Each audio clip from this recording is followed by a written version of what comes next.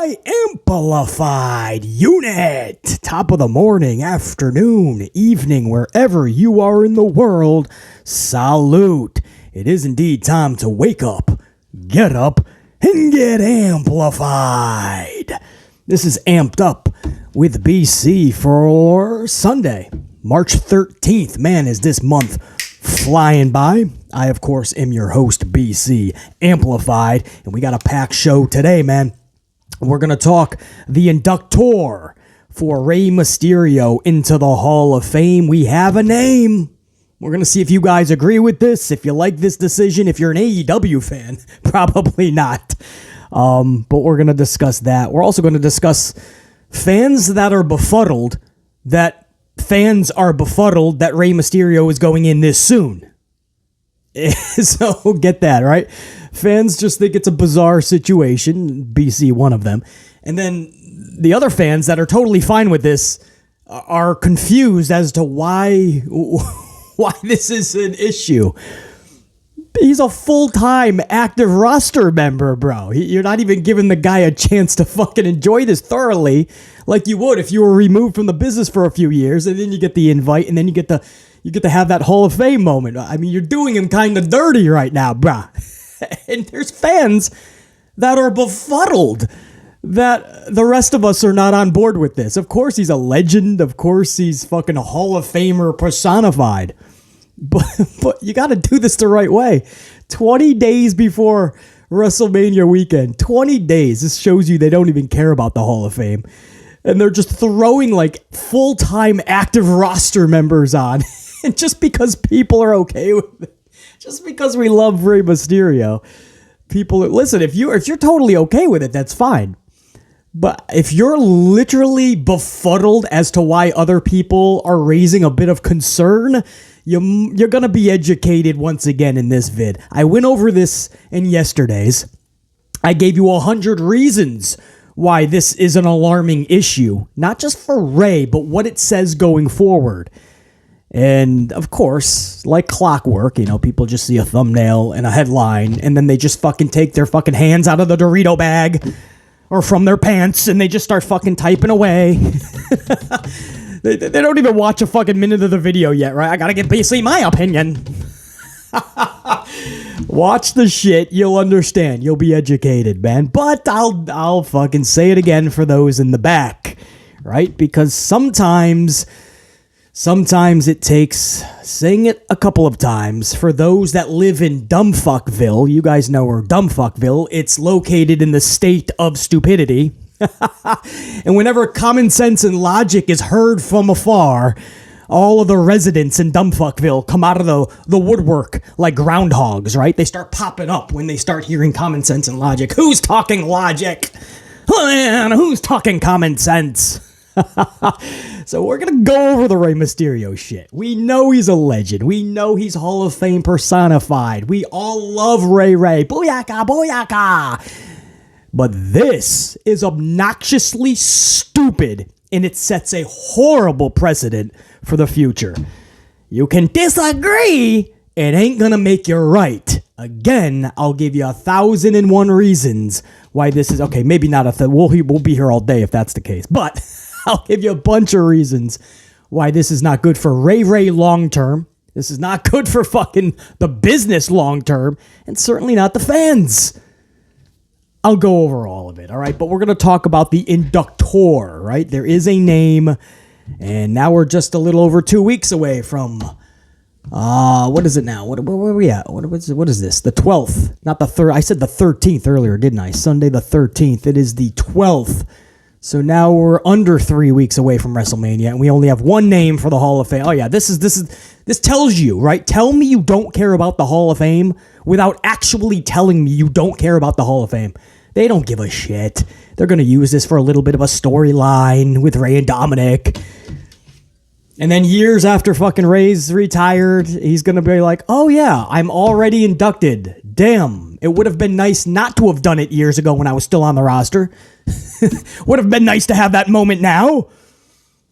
We'll go over all that. We're going to talk Asuka, Kana Asuka. You guys know I'm huge on Kana Asuka right now. I can't wait for Asuka versus Bianca Belair at Mania. It's one of the matches I'm really looking forward to. Asuka having her her fucking most special moment on the main roster, right? Hoisting that championship up at WrestleMania is just going to be an iconic moment. And I have so much respect for Belair as well. There's a lot of fans that are saying that Asuka is not going to fully connect with them and cannot because of one massive barrier. And it's the language barrier.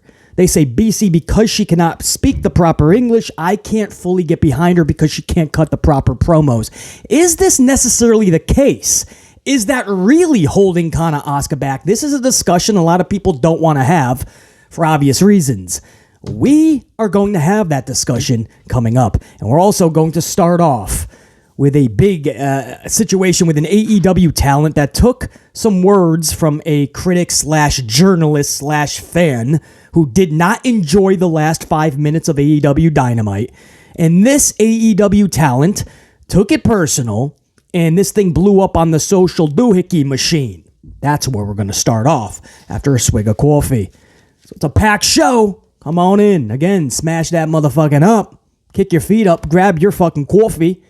Whatever beverage you're drinking this morning. And let's rock this bitch. Salute. Let me get another one. That's too fucking good, man. Don't get extra, bro.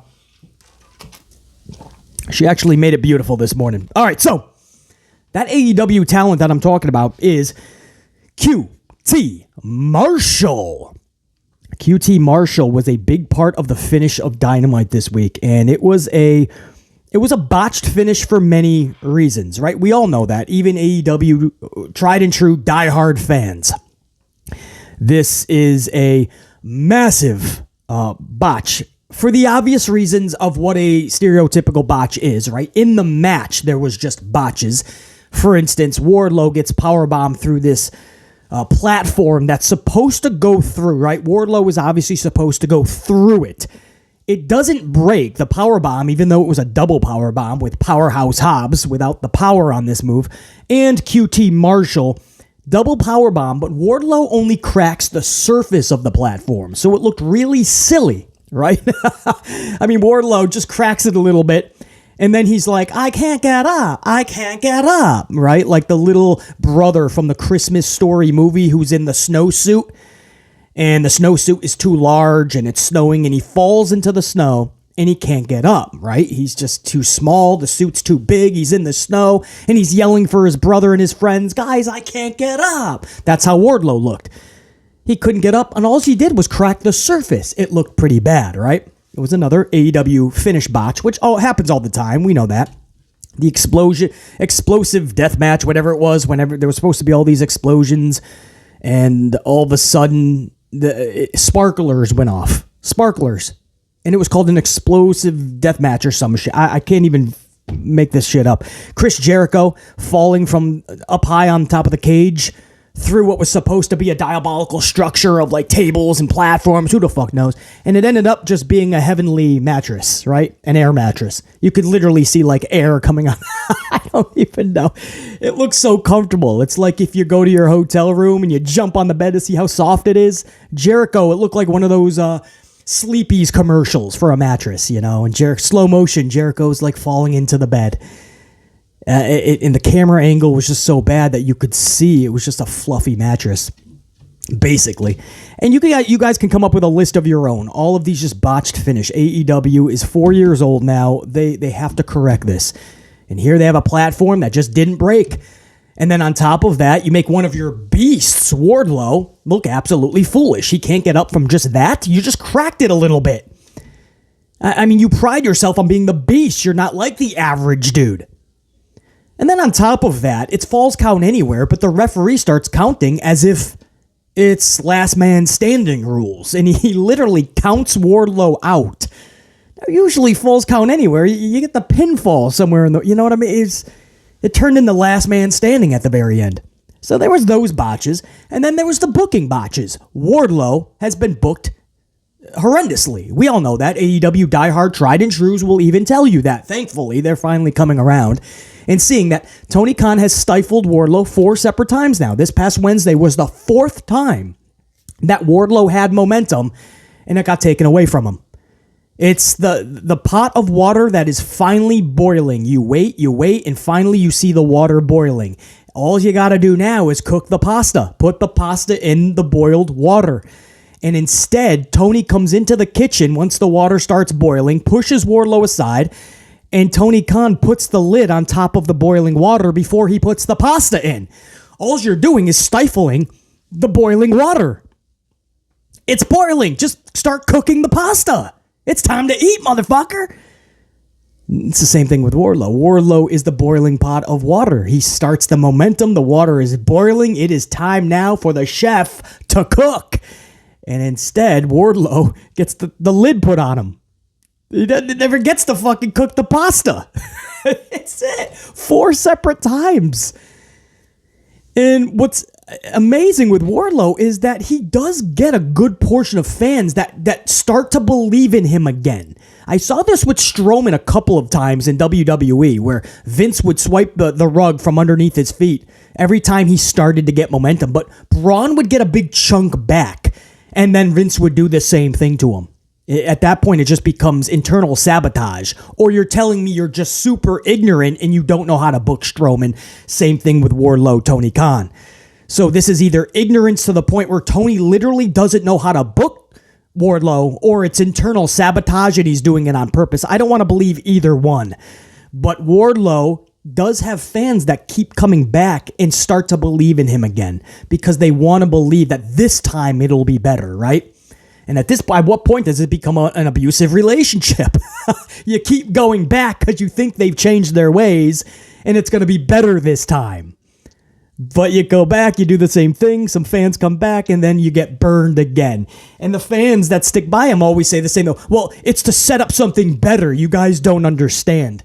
Guys, he can win the world title next week on Dynamite in Canada. And we're not going to forget the last over 2 years of his booking, minus the MJF feud, obviously. Everything else, we're not going to forget. Now 4 times that he's gotten his legs cut out from underneath him. We're not going to forget that. He can win the world title next week. It'll be a big moment. But a lot of fans like BC, we're not going to forget that. Same thing with like Austin Theory, right? The whole Money in the Bank briefcase. Failed cash-in during an open challenge for a mid-card title. Think about all of that. On a Monday Night Raw, mind you. The middle of a Monday Night Raw. And on top of that, the following week, his excuse is, I never was going to beat Roman anyway, so why not go for the mid-card? Because you've been getting a chance at it every week anyway. You didn't have to cash in on it. On top of that, it was open challenges most weeks. In fact, you cashed in during an open challenge. I mean, all of these details do not go unnoticed for fans like BC. And then you have the schmucks over in Dumbfuckville that go, well, just enjoy your wrestling. You're thinking too much into it. Well, that's how I watch TV shows. Professional wrestling is a television show. It's an entertainment show. I would watch anything. My Walking Dead, Better Call Saul, Breaking Bad. I don't care if it's Winnie the fucking Pooh, The Many Adventures. I don't care if it's Boy Meets World or Saved by the Bell. I would watch any show wanting the details to make sense, right? I would want what I am viewing to just make a little bit of sense. Little bit. I'll meet you halfway, right? And then, by the way, a few months later, Austin Theory says, I want to be in the Rumble so I can get a chance to face Roman. That makes no sense. You got the Money in the Bank as a chance. Now you want to go through 29 motherfuckers to get an opportunity for what? You're just going to say, I can't beat him anyway, and then you're going to take that Royal Rumble victory, and you're going to try to resurrect the 24/7 title and try to go for that. That's what Theory would do, because that's what he told us in promos, basically, so we can come to the conclusion that if Austin Theory won the Rumble, Austin Theory would go for the 24/7 title. He would try to get it out of the garbage and beg 3 H's and VKM, his father, basically, Daddy VKM, he would say, Can I please go for this title? I can't win any other title.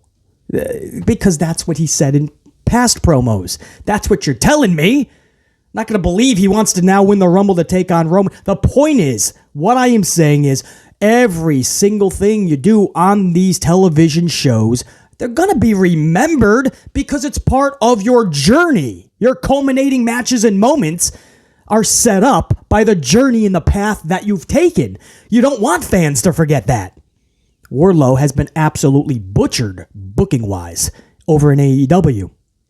That's why John Cena said to this day, just Monday, he said to Austin Theory, nobody cares about you. They have to pipe in fake crowd noise.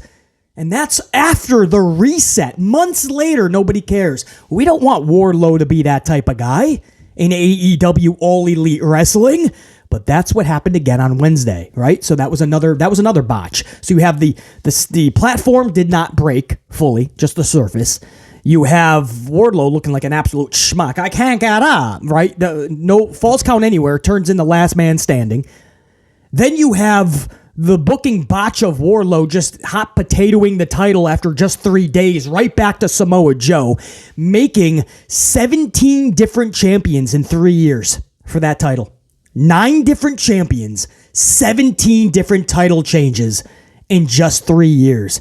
And now we're just playing hot potato with it. Wardlow to Joe, Joe to Darby, Darby to Joe, Joe to Wardlow, Wardlow to Powerhouse Hobbs. That's all within the last several months. And then there was another booking botch, QT Marshall, of all people. Now, he could be a great talent or not, eye of the beholder. But that's not how you set up that finish to turn the title over from Wardlow over to Powerhouse. And QT Marshall is the deciding factor. The guy has never been built up to be in that spot at that moment. Post pay-per-view, post Revolution. And you're wondering why fans are not down with that decision. It was not the best call. We all know that. Even AEW fans know that. They could love QT Marshall. That's not the best call. We all know that. And again, a lot of that's not even QT's call. It's Tony Khan who made the decision. But what it does for everybody, like Wardlow, that's not the right call.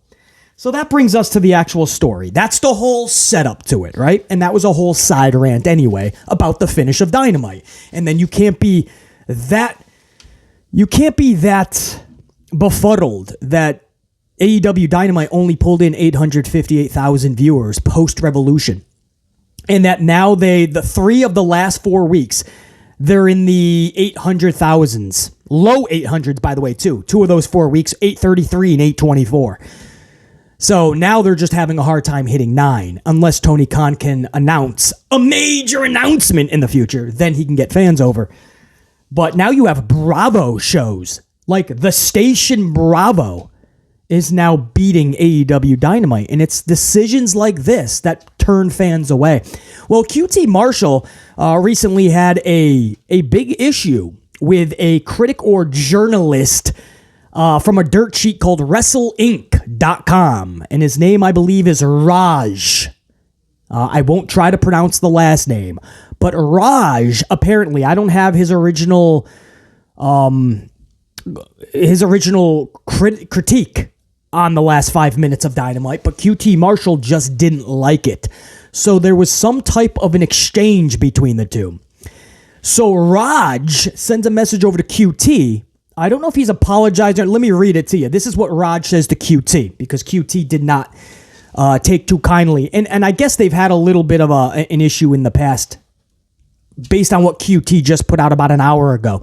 But this is what Raj says to QT. This is a DM. Hey man, me not liking the last 5 minutes of Dynamite was never meant to be an attack on you. You turned it into that, but that was never my intent. I do think there's nothing better than AEW killing it right now, but I can't have you shitting on me either, LOL. Well, first of all, let's not lie. The Bloodline Sami Zayn is killing anything AEW is doing, and Cody Rhodes' road to the top of the mountain and hoisting that title at WrestleMania is even bigger than anything AEW is doing right now. So let's not totally fool ourselves just because we're in DMs and trying to get back on QT Marshall's good side, Raj. But QT Marshall is not being fake here. No bullshit. QT responds, and I quote, "Sorry if you feel I am shitting on you. I felt that you giving your uneducated opinion was shitting on AEW. Please go fuck yourself and get out of my DMs." Damn! Just gained some respect for QT on that shit. Talk about not being fake and hitting him with the hard shit. Love that. So then,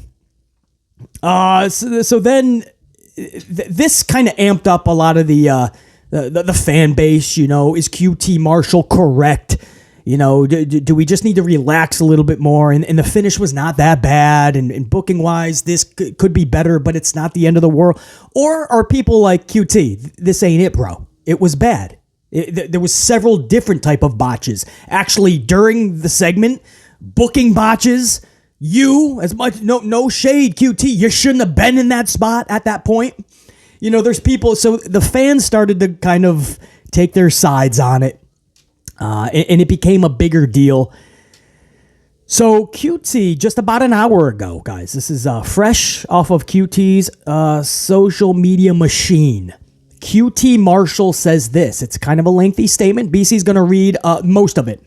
My only comment on what happened, again, these are my opinions, no one else's. And I quote from QT Marshall about the Raj situation. Raj made a statement about not enjoying the last 5 minutes of AEW Dynamite this past week. I responded and let him know it is because he doesn't know the inner workings of the industry.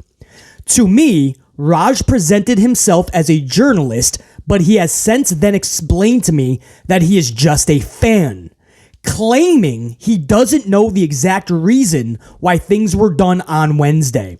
We have hashed it out. I respect anyone that has an opinion, but only an opinion. My opinion could be that their opinion is wrong. That's the beauty of opinions. For those who actually know me, the human being, they can tell you that there is not a single word that can be said about me on Twitter or even face-to-face that will hurt my feelings, because right before AEW even started, I only had negative $27 in my account, and I was trying to figure out how I was going to pay my rent at the training facility, so that's the worst it was going to get for me.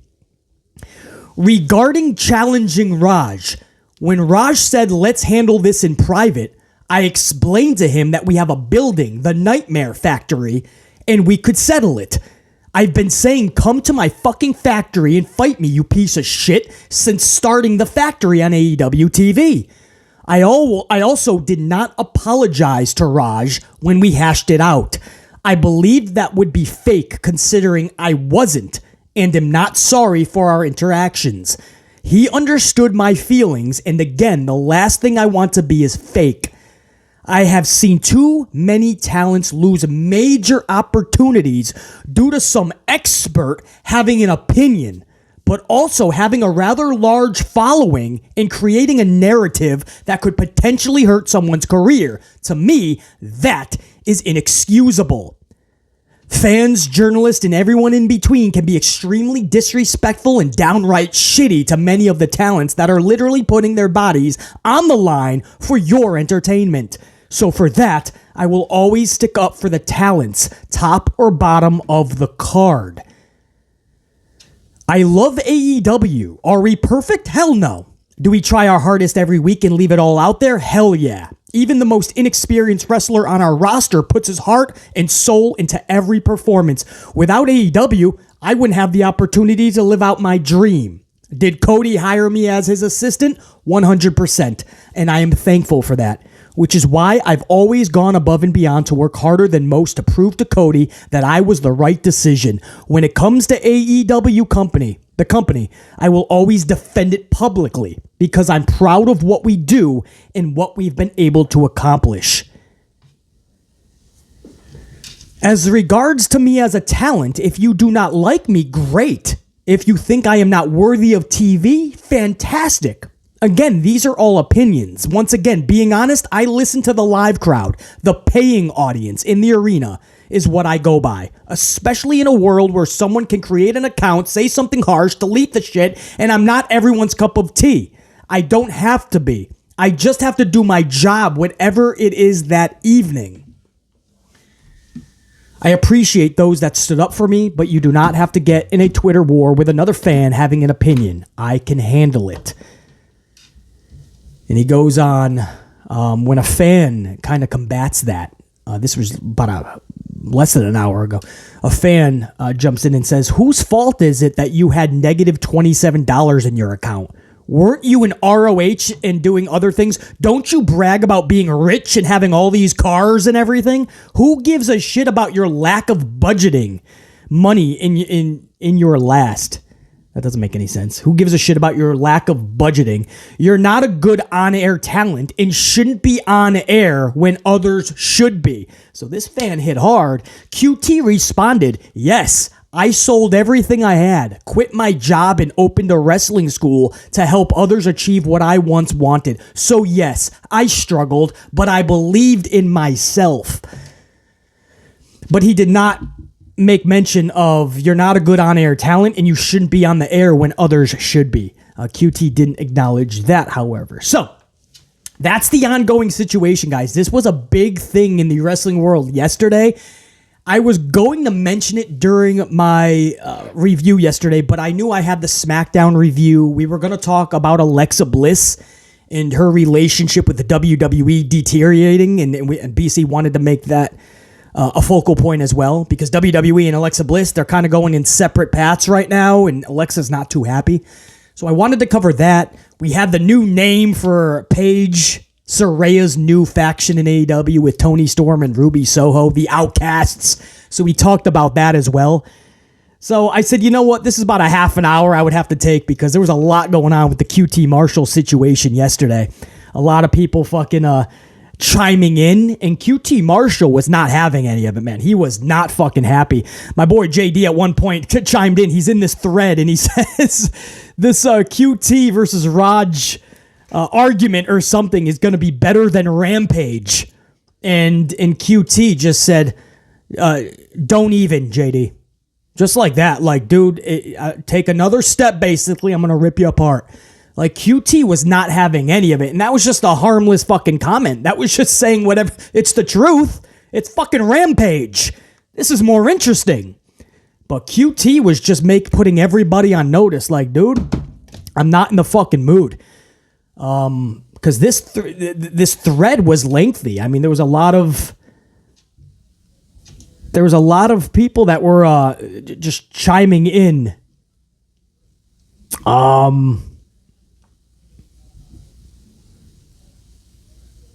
Like this guy Daniel, who says, when I featured Powerhouse Hobbs for my debut All Elite Assessment column for the Torch, PW Torch, I didn't predict him aligning with QT Marshall. Harmless statement.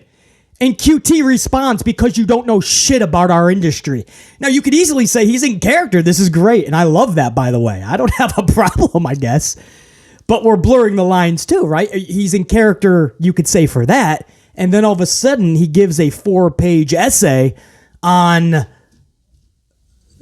the real situation with this Raj dirt sheet reporter or journalist fan, right? So it doesn't... You know, we're blurring the lines because he keeps going back and forth at that point. I guess the overall assessment that BC can give here is what I always tell you guys. If you're a pro wrestler or you're going to be, if you're training, right? There's a lot of wrestlers in training that watch this channel.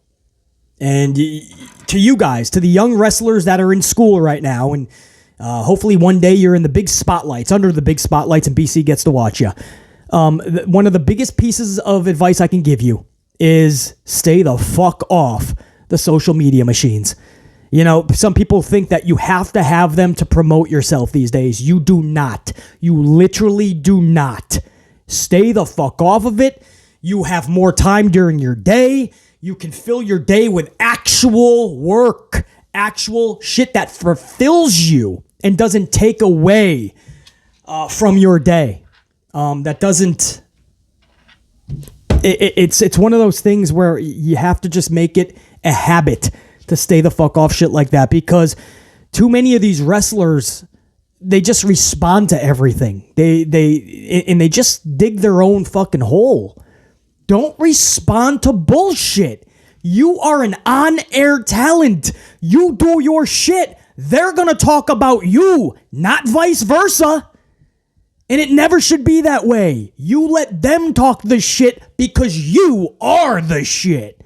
And when you start to just battle back, man, it becomes very amateur hour. This is shit you would do on the indies. Much love and respect to QT Marshall. I don't know the inner linings of what started all this between him and Raj, and I don't care. I don't know Raj and I don't know QT that well. The bottom line is, the advice I would give him, keep the bullshit to the lowest level imaginable. This is amateur hour. If you are a talent, this should never be. The fact that this is what we're talking, because QT Marshall spends a lot of time on his social machine and going back and forth with bullshit. And for QT, the truth is, a lot of that segment was botched.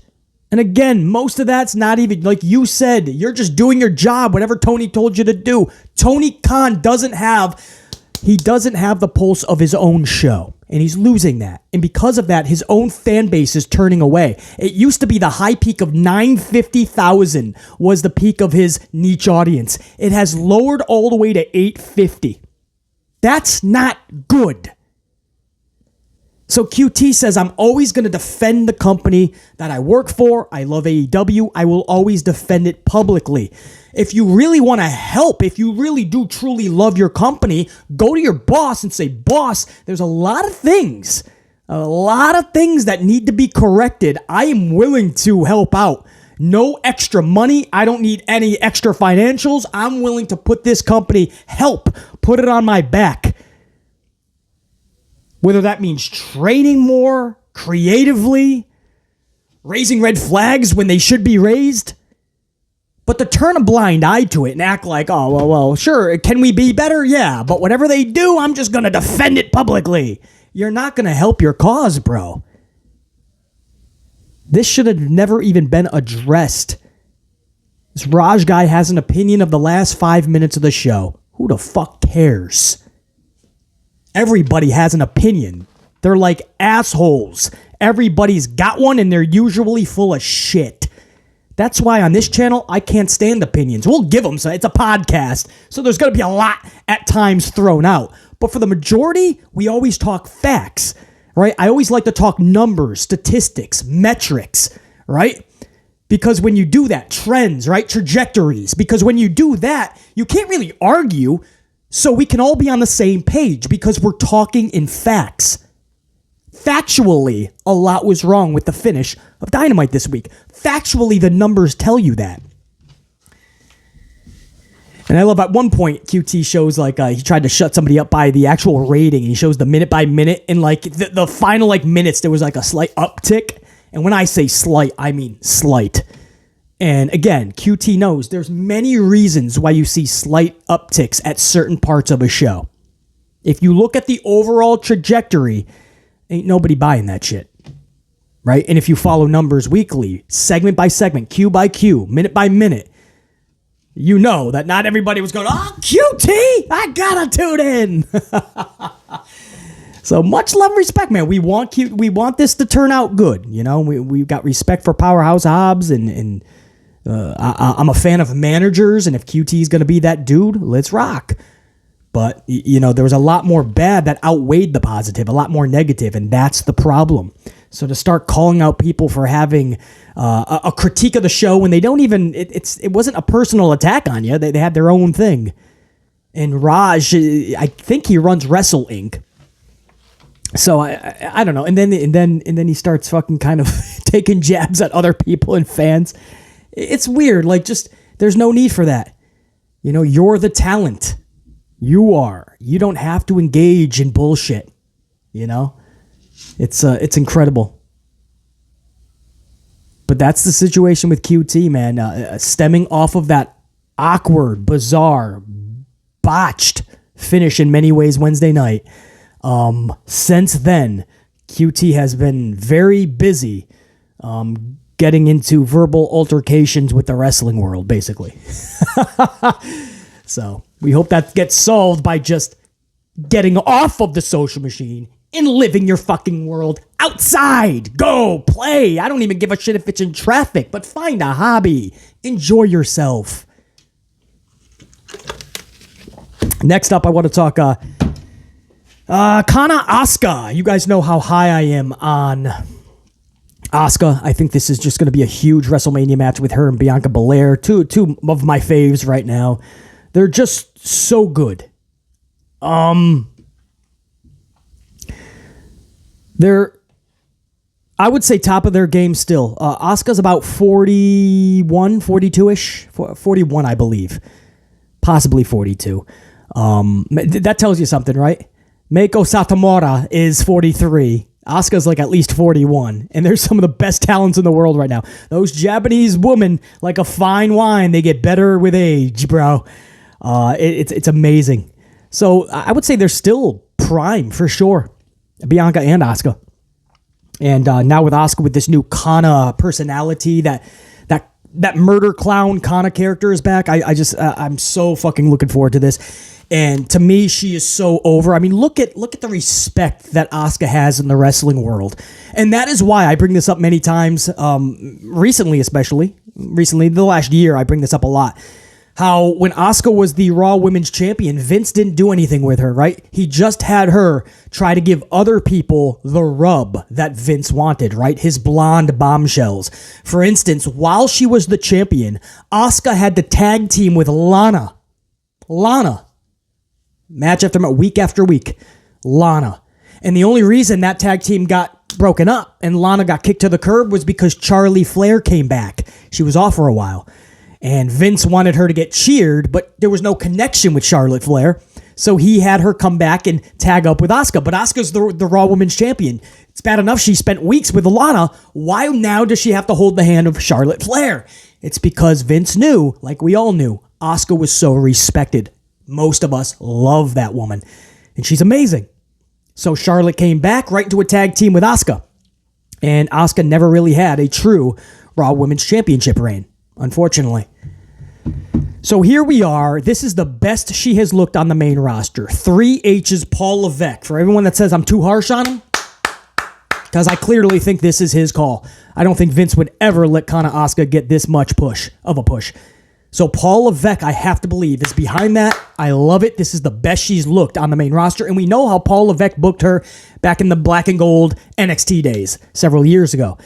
Now this is what BC sees in the community. A lot of people that say that Asuka doesn't do it for them. They can't see her beating Bianca Belair because they can't get behind it because she'll never be over with them. One of the biggest things I see, they say it's because of the language barrier. The fact that she doesn't speak good English and the fact that because of that, she can't cut a promo. Now, the discussion here is that the reason that Kana Asuka would be held back from the jump? A language barrier. Is that really something that is going to prohibit her for the rest of her career unless she speaks really good English? Everybody will have a different thought on that, right? Everybody has their own opinion on that. What I would say is the following.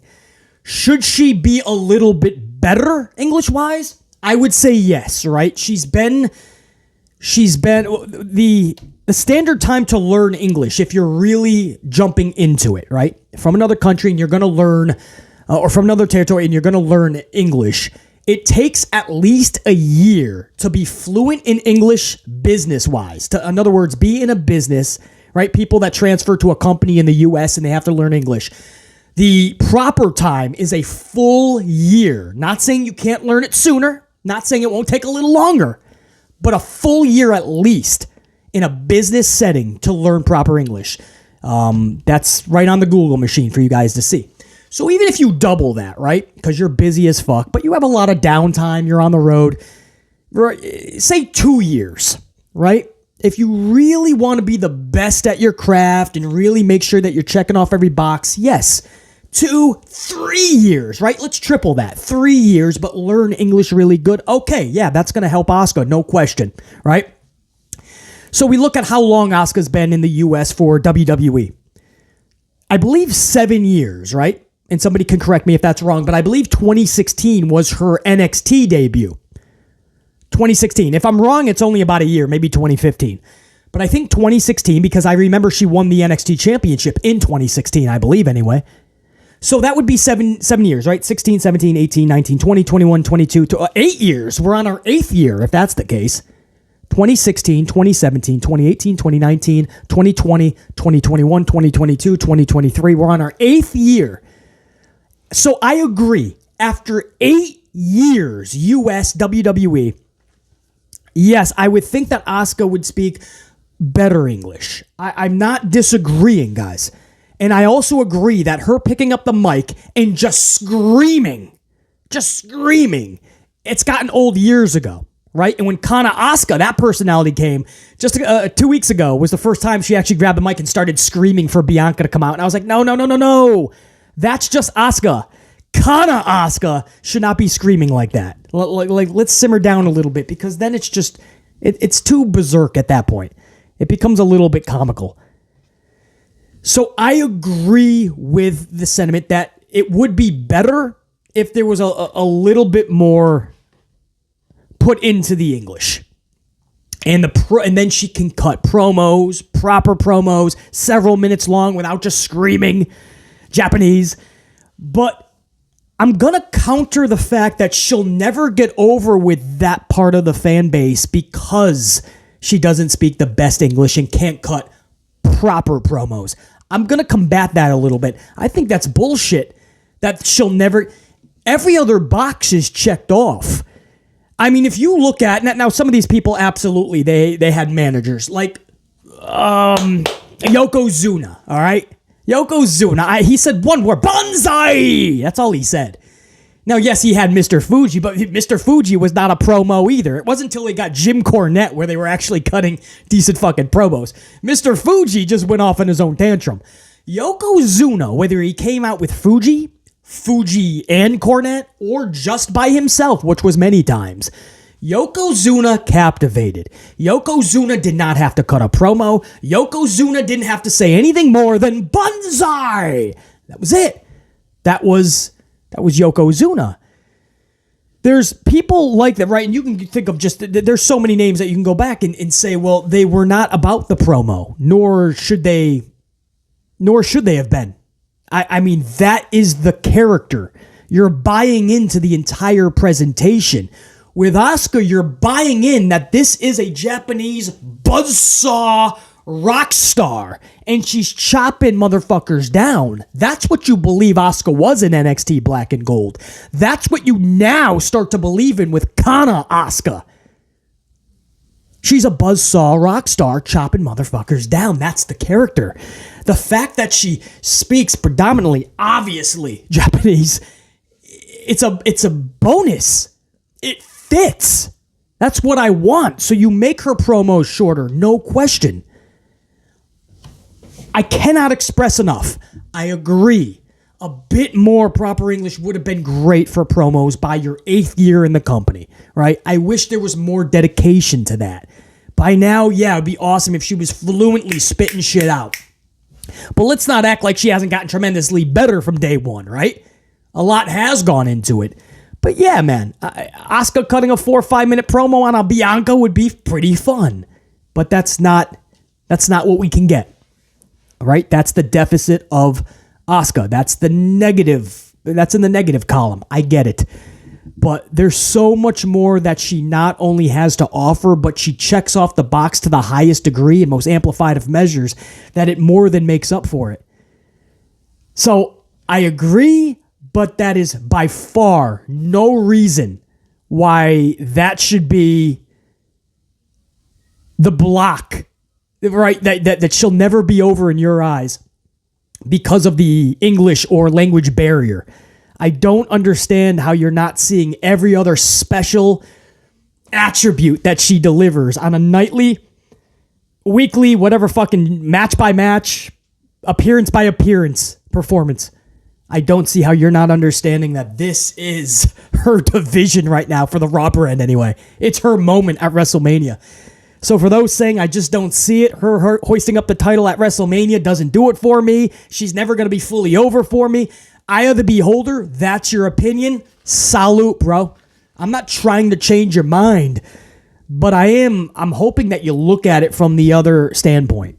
While I agree with the language barrier and it presents an issue, that by far is overshadowed by all the positive that Kana Asuka brings. So I could not disagree more. At Mania, if they choose to have her hoist that title up as the pyro goes off and she has her culminating moment on the main roster, I will be more than happy.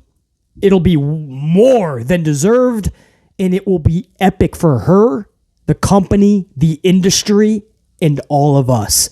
Whether you know it or not, somebody like Kana Asuka brings that realism, that believability, that badass factor that needs to be in a company like WWE, that needs to be in an entertainment juggernaut like pro wrestling. Somebody like Kana Asuka is exactly who we need. So, sucks that you feel that way. Sucks that you'll never get behind Asuka, or she'll never feel extra level special because of the language barrier.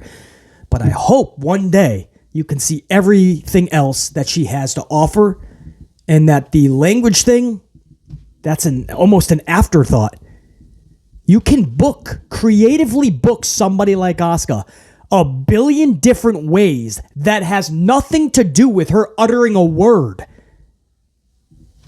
And you don't even have to do it without a manager. Undertaker was a prime example. Yes, from time to time he would cut a promo, but there was times where he didn't have Paul Bearer. He didn't have Bruce Pritchard, Brother Love. It was just him. And what he was doing, he could be at a funeral home creating a casket, not saying a word, and he sold you on the match. He's just hammering away on a casket, bro. He doesn't have to say a word. Maybe rest in peace. That was it. He could be in the fucking in the graveyard, and he's just digging a grave. That was all you needed. And he looks at the camera, rest in peace. That's it, bro. Yokozuna could just fucking look at you, squash a human being, look at the camera, say, Bonsai! He sold you. You know, there's so many ways you could go with Kana Asuka. Would it be better if she could cut the 4 or 5 minutes? Of course, man. Of course, you can always improve. But it goes back to booking and creative. They have to give a fuck. They have to say, this is who we have. This is all of her positives, negatives. Let's book her as strong as possible. Play to your strengths. Hide your weaknesses. I tell any human being that no matter what you do for a living. I don't care if you're working in the entertainment industry or you're flipping burgers at the local McDonald's. Play to your strengths. Try to hide your weaknesses. You'll be better off in the long run. So that's a conversation that needed to be had because I'm really big on Kana Asuka. I can't wait for her to have her culminating moment over another female who I adore. I love her, Bianca Belair. But this is the moment. This is the culminating moment that we've waited years for Asuka. She has never won at WrestleMania, and that is a shame. Her undefeated streak was ended by Charlotte Flair at Mania. She wins the Rumble, she goes to Mania, and she loses to Charlotte. Just so much of a bad taste in your mouth year after year. She gets the Raw Women's title, and it's not even a title reign because she has to hold the hand of Vince's blonde bombshells. At what point do we finally say enough? This is Asuka's time. It's this time, man. It's this year. It's April. It's just a few weeks away.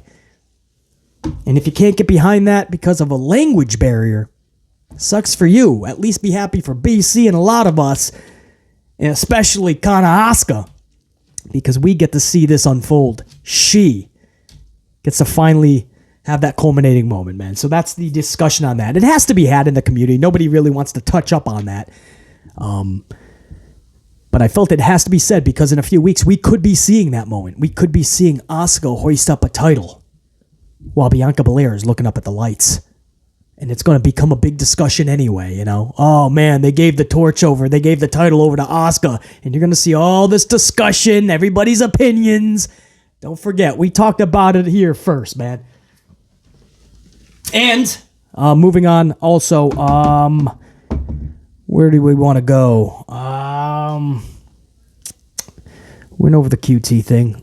Went over the Asuka thing. Rey Mysterio. Let's go to that. Rey Mysterio's inductor has been announced, or I believe, or it's going to be announced, or there's a top name, one of the three.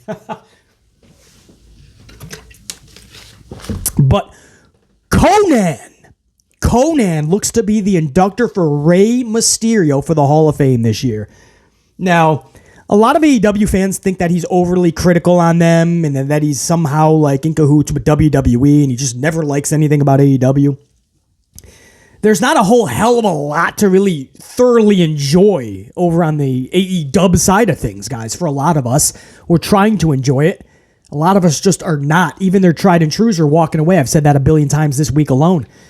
So I don't know. I don't listen to Conan or a podcast or show, whatever he has. I don't listen to it. I think it's with the Disco Inferno. And it's not because I don't like Conan. I just don't listen to it. I don't have the time, Once this is my hobby right here. Actually, this is what I do in my off time, my free time. Once these vids are done and the red light goes off, BC's out. We have business to conduct and there's a lot to take care of and there's not enough hours in a day. So I don't have time to listen to it. And these days, everybody seems to have a fucking show, a podcast. I don't have time for that shit. So I don't know how often he slams AEW or not, but there's a lot of opinions going around when Conan's name was announced. And again, I don't know if WWE has made this official or not, but he's a top name. By the time you guys get this, maybe it's changed. I don't know. Maybe there was so much backlash. Vince decided to change it up last minute. But Conan is the name. I don't have a fucking problem or an issue with this at all because this is a farce Hall of Fame this year, man. And sadly, Rey Mysterio has to take part in this. But WWE, guys, this discussion has to be had again. We started it yesterday. WWE does not give a fuck about the Hall of Fame right now. They don't. I'm hoping that changes by next year because it has to happen sooner rather than later. But the World Wrestling Entertainment does not. It does no longer put the Hall of Fame as a prestigious event during a WrestleMania weekend anymore. WrestleMania went 2 nights, and when that happened, Hall of Fame took not just a back seat, but they're riding in the fucking trunk. Not even the trunk. They're getting dragged by the fucking car right now. On the road to WrestleMania, the Hall of Fame is getting fucking dragged like a bunch of cans from a newlywed couple. When they jump in the fucking limousine and all the cans are dragging on the back of the limo while they drive away. Well, the cans right now is the Hall of Fame. Because there's no interest put in it. Guys, 3 weeks before the Hall of Fame, literally 21 days, 3 weeks, this past Friday, 3 weeks away from WrestleMania's Hall of Fame night, there was no announcement at all about the Hall of Fame. There was no acknowledgement. And all of a sudden, out of nowhere, Michael Cole's like, the first inductee is Rey Mysterio. And I was like, I'm sorry, what? You just out of nowhere just call out the first. You don't even have a slot. You didn't announce when this is going to be. We believe it's going to be after SmackDown on the Friday night. So Rey Mysterio has to wrestle or be in a segment, and then he's got to go backstage, take a shower, jump out, throw on a fucking tuxedo or a nice suit, and then go and get his Hall of Fame ring. It's so weird. We're hearing that it's supposed to be a smaller ceremony because Triple H doesn't want everybody up too late for WrestleMania. I mean, this could not be any fucking worse. Hall of Fame no longer gets its own night, own show. Last year, it becomes a part of SmackDown. This year, it's being condensed even smaller. No acknowledgement 3 weeks before the event. And then becomes the issue of Rey Mysterio. This was the big talk of the wrestling world since Friday, right? Everybody, I believe everybody has the utmost respect for Rey Mysterio. That's obvious, correct? I mean, how do you not? Rey Mysterio is an absolute first ballot Hall of Famer. No matter when it is, first ballot. He's a legend already. We get it. Booyaka, booyaka. No doubt. We love Rey. But the fact that he is a full-time roster member, they clearly don't give a fuck about the Hall of Fame. And the first inductee is Rey Mysterio, clearly just so they have something for the story between him and Dom for the next 2 SmackDowns. You know that's what they're going to bring up for the next 2 weeks. Maybe even Rey gets attacked during his Hall of Fame because, again, it's going to be taped right after SmackDown. So We think. There's not even an actual time slot yet. USA Network's befuddled. Nobody knows what's going on with the Hall of Fame. I feel bad for Rey Mysterio that he's just being thrown into this because they don't have anything else. And we can get some storyline out of it. Now, if you just love this because you love Booyaka Booyaka, right? So the second you heard Booyaka Booyaka, Rey Mysterio, you're like, oh my God, I love it. Rey's finally going into the Hall of Fame. What do you mean finally? He's still on the roster. Simmer down, deep breath. Breathe out, exhale.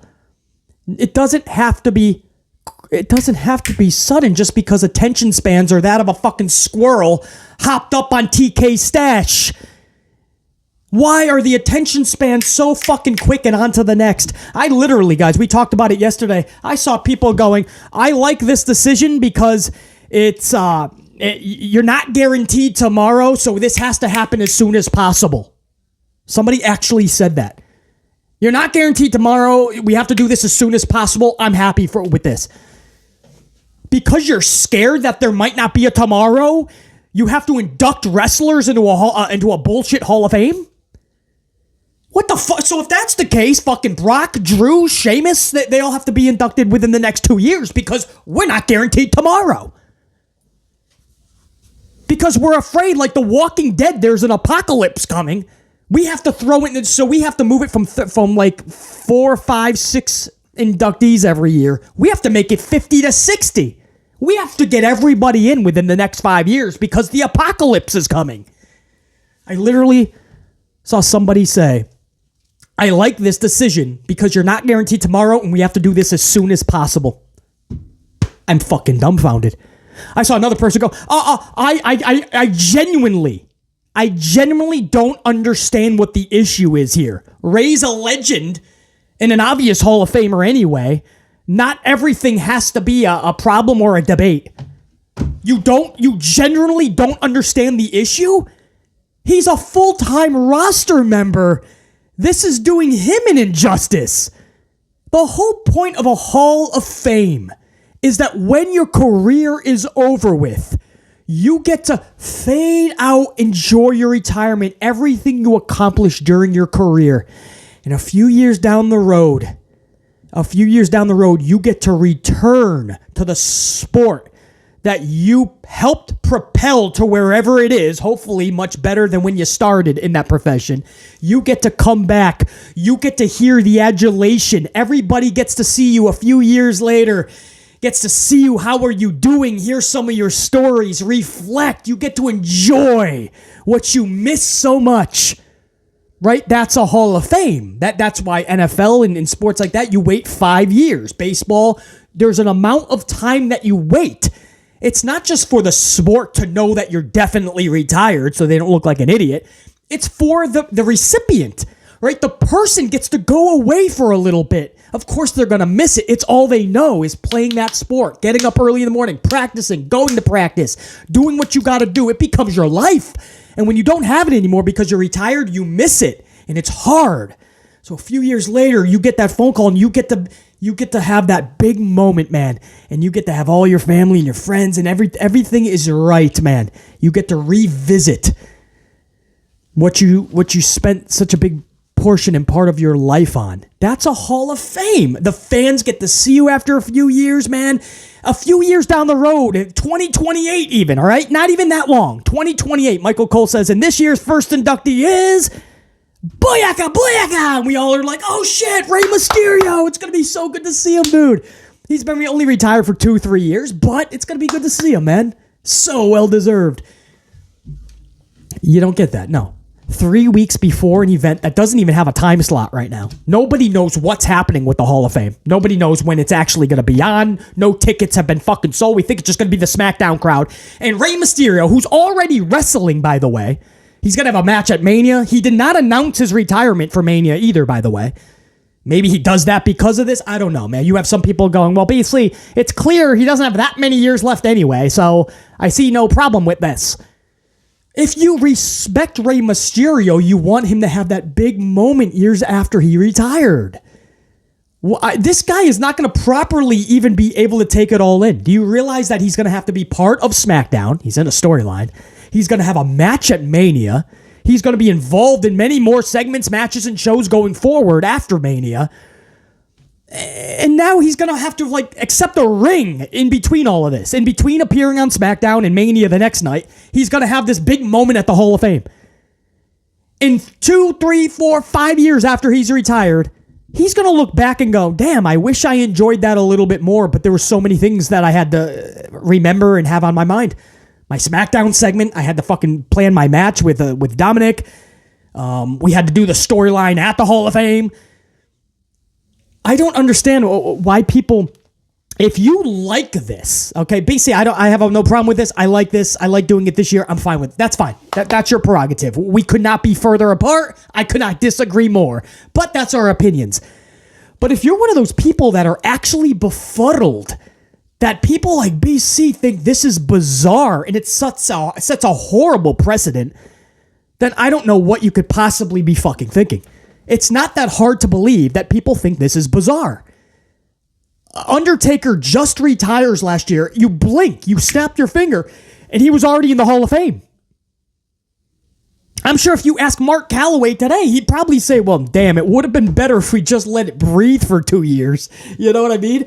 Because you look at the moments with the Ultimate Warrior, Scott Hall, and so many others, man. It was so special when they got to come back, man. Jake the Snake Roberts. It was so cool when they get to come back after all these years. And we hear their name announced, and there's such a buzz, and it's such a cool I know, I go to a lot of these Hall of Fames. I don't even go to the WrestleManias. I purchase a ticket, and I go to the city, in the state, and I go to the Hall of Fames. I love that shit. I love going to the Hall of Fame. It's my favorite part of used to be my favorite part of WrestleMania. Because the names are yes, deserving, but it's been a while. They've been retired. They waited. They got the phone call. They get all into it for many months, right? The names are usually announced in January back in the day around Royal Rumble.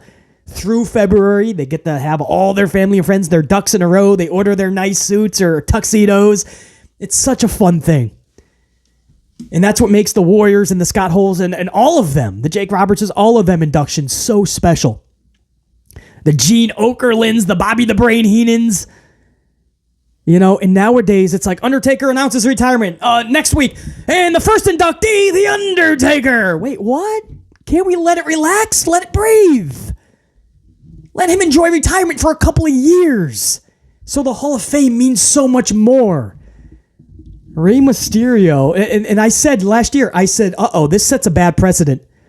He just retired and boom. And there's some people that deliver other names that have been inducted real quick after they retired or while they were still kind of on a roster. I don't care about a few names that you can. I would say the same thing. It's not the best way to go about this at all. But last year I said this is a bad precedent because Undertaker already. And I joked. I said, well, what's next? Are they just going to induct full-time roster members starting next year? I joked. I didn't think they were actually going to do it. And here we are. Rey Mysterio is a full-time active roster member. And they just throw him into this Hall of Fame. And it belittles it. It lowers the prestige. It doesn't... If you just love it because it's booyaka, booyaka. BC, I don't understand the issue. Booyaka, booyaka. Well, then I can't explain it any more than I have yesterday's video and today's podcast. I cannot explain it anymore. If you just love it because you love Ray, okay. But if you're honestly befuddled that a lot of us feel this is bizarre and it sets a bad precedent, then you're not thinking clearly and you're not understanding. You're just not comprehending the words that we're saying because I'm giving you a bunch of reasons why this is not good. Of course we want to see Ray in the Hall of Fame. We already kind of think of him as if anyway. But it's best for him. You're showing him the highest honor if you just let him retire and wait a few years. Timing is everything. Everything. The amount of people that just are befuddled that we think this is horrible timing.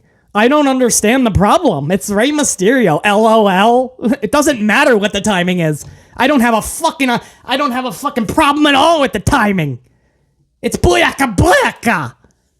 He deserved being 5 years ago. No, he didn't. Absolutely not. You retire, you wait a few years. That's the prestige of a Hall of Fame.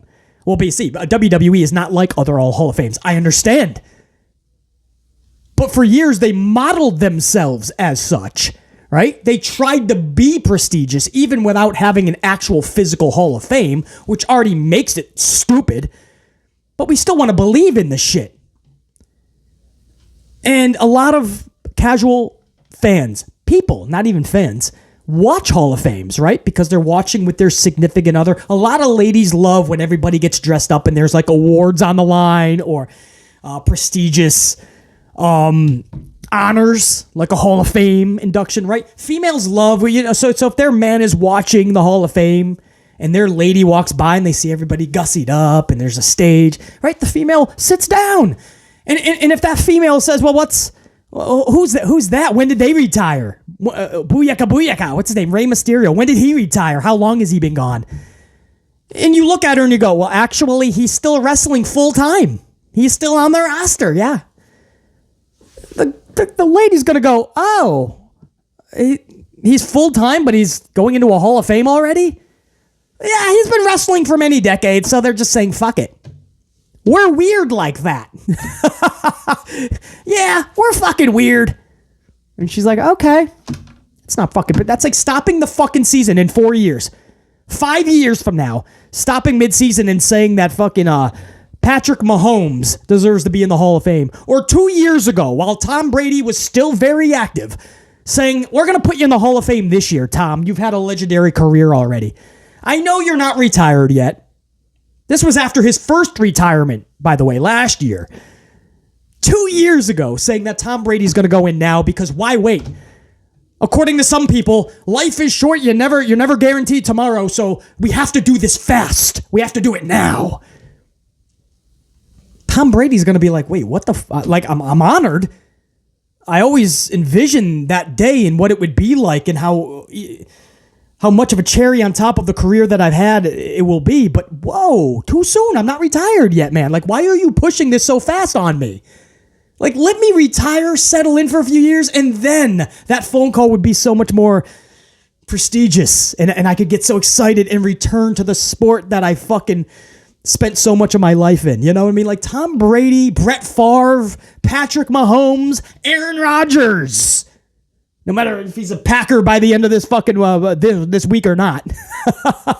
We may have to take down the jerseys after this week. He might become a New York Jet. But none of these people should be going into the Hall of Fame when they're still active. You have just literally made your Hall of Fame an absolute joke. We love Rey Mysterio. Of course we want to see him in the Hall of Fame. But don't act like all of us have to be totally on board with this, because this decision to put him in 2023, 3 weeks before the Hall of Fame, while he's an active full-time roster member, is obnoxiously stupid. And I don't care who disagrees or how. This is obnoxiously stupid. There is no reason that in 3 or 4 years we couldn't hear Boyaka, Boyaka.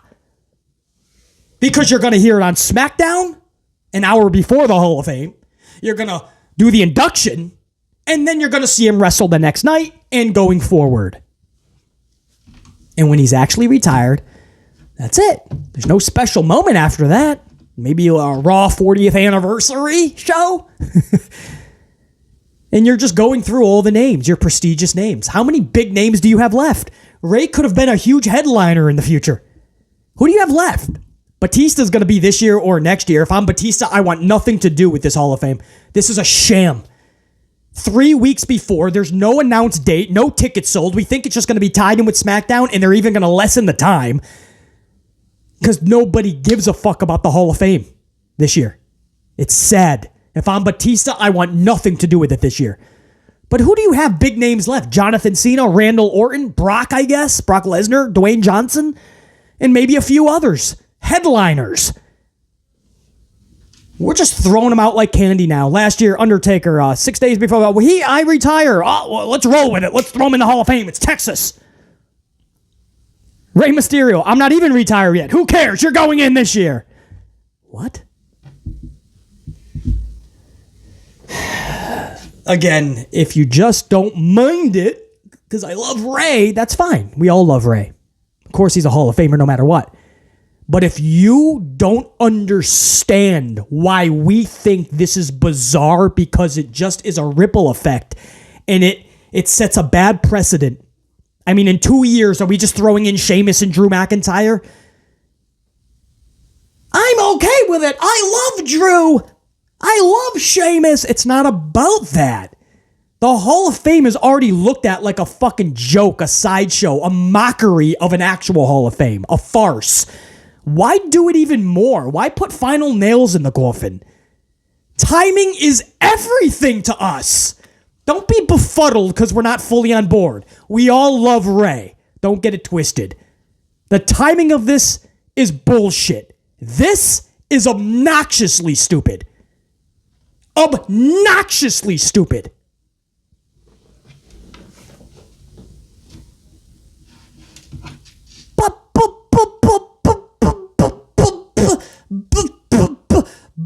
Beasley! Black! Much love and respect. Guys, awesome discussion here, man. Almost an hour and 15 minutes at the bare minimum, I believe is what we're headed toward. Great show. I told you guys it was packed. Many great discussion on the QT Marshall front, the Kana Asuka front, Rey Mysterio, Conan possibly inducting him into the Hall of Fame. So much great conversation. I can speak. I need another coffee, guys. I nursed this until an hour and 15 minutes. This could have been easily guzzled. I waited. Now I'm going to go double fist a couple of coffees. Starbucks vanilla latte and another Dunkin' extra. And next week, guys, or this upcoming week, a lot of content coming, man. More amped up with BC. Starting tomorrow, actually, man. So, and Renee G, if you made it this far down into the vid, thank you so much for reminding BC to set the clock forward. I almost missed an important breakfast meeting on this Sunday morning. And thanks to Renee G, informing the unit that we had to set our clocks forward, spring forward, BC was able to catch that important breakfast meeting, and a lucrative thing came from that. So, to Renee G, a gold card member. Thank you so very much. And guys, hold on. You know what? I'm going to keep you here a few extra minutes because guess what we're going to do? We're going to do a roll call. That's right. If you don't know what that is, that's BC giving a shout out to every single one of my gold card members. So I want to do that real quick. And there's a lot of them. I'll try to go as fast as possible, but my man JR9 Gaming, first ever gold card member. JR9, salute, bro.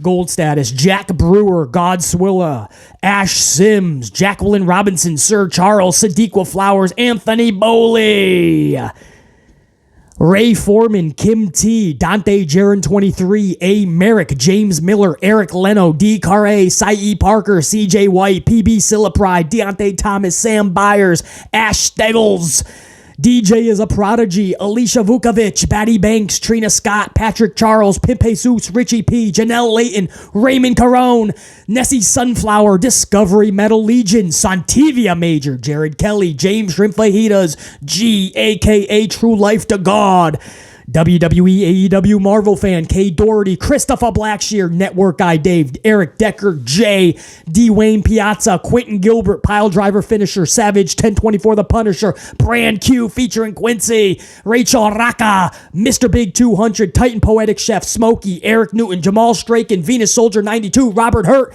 Snake Venom, Silver Black 31, Jimmy Fingers 19, Sterling Range, Ozzy Edwards, Soldierman 1984, Clutch City Fan, Taryn Dawn, Jane Donnelly, Buggy, Unique Butterfly, Willard Bayless, Ray Hunt, Kevin Johnson, Sabres News Consolidated, The Up Channel, Colin TR Man, Blitz 2K5, Dave Mealy, Easy Does It, A Flock of Morons, Angel Alega, Renee G, Big Nang, Hot Topics, Jason Martinez, Richard Rodriguez, Ron C23, Mardo May, Lee Laws, Dino, DC Lanier, Brian Robinson, Jay Kahn, Go Jackets, The Wisdom of Charlie Grin, AWS Promotions, TJ Baines, Kevin MD, Ty Drew, Richard Wade, Neon Spidey, Thurston Pachalek, Chaos, CAK, Redhead Kingpin, Carlton Bartley, John Gray, Cosmic Fool, Ryan Matina, Nah I'm Good, Jimmy J 145, Reese Monet, and D stands alone. Damn, that was in less than, I would say, 2 minutes. I tapped into my inner Excalibur. If you know, you know. BC Amplify, thank you to my gold card members. Hopefully you had those gold cards activated the entire time and you stay amplified.